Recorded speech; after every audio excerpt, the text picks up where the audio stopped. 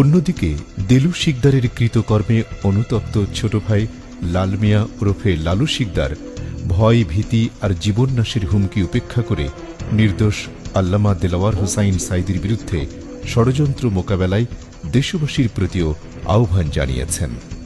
ওনারে ওই মুক্তিযোদ্ধারাই ওই সময় মারিয়ে ফেলাইছে, কিন্তু সাঈদী সাহেবের যিনি যে মিথ্যা রটনা রচে, কিন্তু এতে যদি আমরা সামনাসামনি বলতে যাইতে আমাদের ক্ষতি হয়, হয়তো দেখা গেছে আমি বাড়ি ফিরে নাও যাইতে পারি।